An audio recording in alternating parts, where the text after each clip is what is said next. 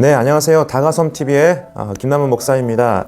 저는 청소년 센터를 운영하면서 우리 학생들과 우리 중고등학생들에게 정말 양질의 교육과 또 상담을 해주고 있습니다. 그런데 제가 사실은 고등학교 3학년 전까지는 일명 양아치 그리고 일진의 그런 모습으로 살았습니다. 중고등학교 때 좀 많이 방황했던 시간이 정말로 많이 있었는데요. 제가 고등학교 3학년 봄에 바로 교회로 초청이 되어서 처음으로 교회를 가게 되었습니다. 친구의 전도로 인해서 별로 기대하고 가진 않았지만 그곳에서 하나님의 은혜를 너무나 많이 경험했습니다. 그래서 제가 목회자로서 또 준비되어지는 그런 청년의 시간을 지나고 결국엔 나중에 목회자가 되고 지금은 목사이면서도 청소년 센터를 운영하고 있는 센터장입니다. 그런데 목회자로 부름을 받고 제가 약 10년 정도의 기간 동안 한국에 있는 대형교회의 큰 교회에서 부목사의 그런 시간을 보내게 되었습니다. 그런 대형교회가 어떻게 돌아가는지 많은 성도님들의 그 내막을 잘 모르실 겁니다. 그런데 제가 10년간 경험하고 느낀 점, 이 영상을 통해서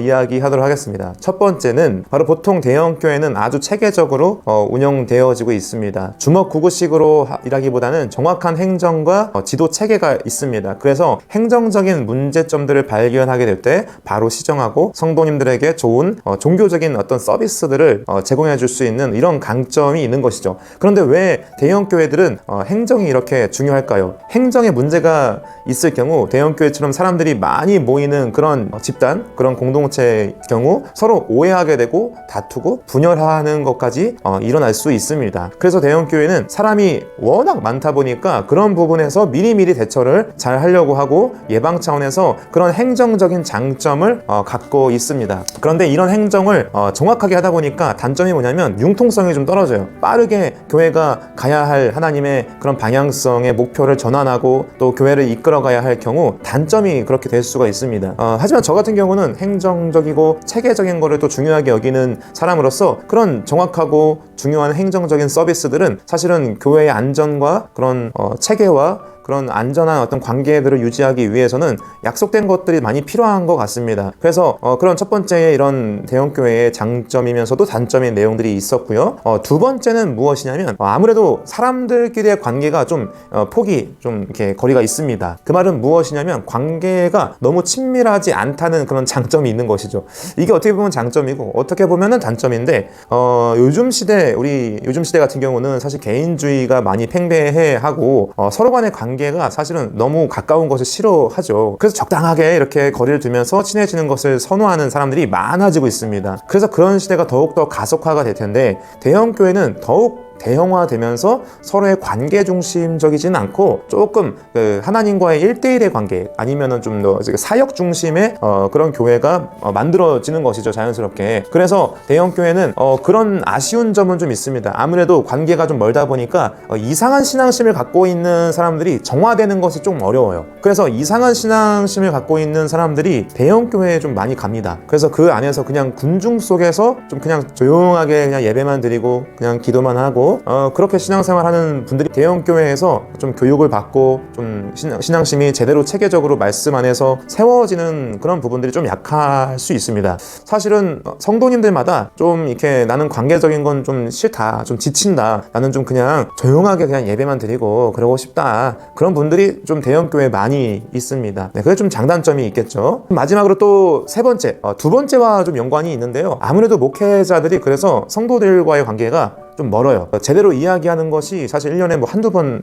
될까 말까입니다. 그래서 목회자들과의 거리가 많이 멀게 느껴질 수 있습니다. 목회자들도 서로 워낙 사람이 워낙 많다 보니까 하나하나 한 명 한 명 이렇게 신경 쓰는 것이 어렵습니다. 그래서 사람에 대한 관심과 사랑이 좀 약간 적다고 느껴질 수는 있습니다, 성도 입장에서는. 그런데 일부러 이렇게 성도님들을 막 그렇게 무관심하고 그러려고 하는 것은 아닙니다. 시스템적으로 운영이 되다 보니까 아무래도 그 시스템 바깥에 사각지대에 관심을 못 받고 있는 분들이 있을 수밖에 없다라는 것이죠. 그런데 오히려 그것을 또 좋아하는 성도님들이 있어요. 나는 그냥 뭐 목사님들이랑 별로 친해지고 싶지 않아, 뭐 그런 분들, 나는 목사님들이 싫어, 그냥 말씀만 들을 거야, 뭐 이런 분들, 그런 분들은 별로 이렇게 작은 교회를 가기 싫어하고 막 통제받기 싫어하고 또 교회에서 막 말씀 봐라, 기도하자, 또 어디 수련회 가자 이런 거 싫어하시는 분들, 그런 분들이 많이 이렇게 대형 교회 가서 그냥 조용히 예배만 드리는 분들이 사실 많이 있습니다. 근데 목사님들은 사실 그런 분들을 보면은 좀 답답하죠. 왜냐면은 대형 교회에 있어도 그래도 성도님들을 이끌어주고 싶고 말씀과 기도로 체계적으로 신앙심을 이렇게 세워드리고 싶은 마음이 있는데,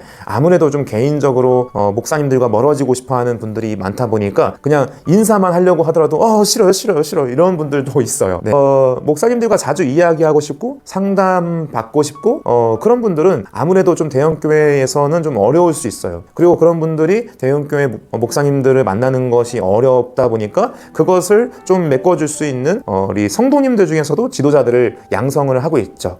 그래서 이런 뭐 구역장 이런 분들, 또 리더들을 세워가지고 그런 목회자들이 못하고 있는 부분들을 성도님들끼리 서로 메꿔주는 시스템이 있습니다. 네, 어쨌든 세 가지를 이렇게 확인해 봤는데요. 큰 교회든 작은 교회든 하나님의 교회입니다. 물론 대형 교회가 못하는 부분도 있습니다. 하지만 작은 교회라고 해서 무조건 선하다? 그것은 절대로 아닙니다. 큰 교회나 작은 교회나 부족한 사람들이 다 모여서 세워진 교회들이기 때문에 그런 연약함들을 목회자들과 성도님들이 모두 한 마음과 한 뜻이 되어서 서로의 부족함을 메꿔주면 좋겠습니다. 그래서 대형 교회의 부족함을 작은 교회가 메꿔주고 또 작은 교회의 부족함을 대형 교회가 메꿔주는 그런 아름다운 시너지 효과들이 일어나기를 바랍니다. 저는 개인적으로 대형 교회들에게 좀 바라는 점이 있다면 첫 번째는 그런 대형 교회 안에 좀 자정 능력들이 좀 더욱더 개발되고 발전되었으면 좋겠습니다. 왜냐하면 지속적으로 교회는 개혁되어야 하고 말씀으로 돌아가야 하는데 성도님들도 그렇고 목회자님들도 그렇고 이렇게 군중 속에 있다 보니까 그런 자정 능력이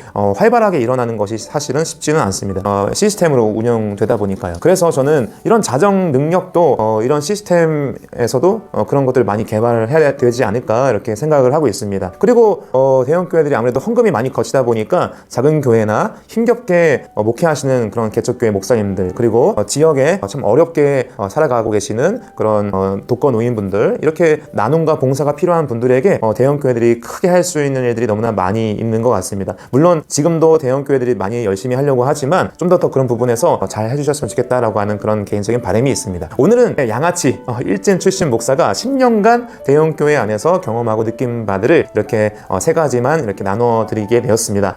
마지막으로 구독과 좋아요를 눌러주시면 영상 찍는데 너무 큰 도움이 될 것 같고요. 우리 크리스천 가정이 더욱더 서로가 다가서고 행복과 기쁨이 충만해지기를 소망합니다. 네, 다가섬TV의 김남원 목사였습니다. 감사합니다.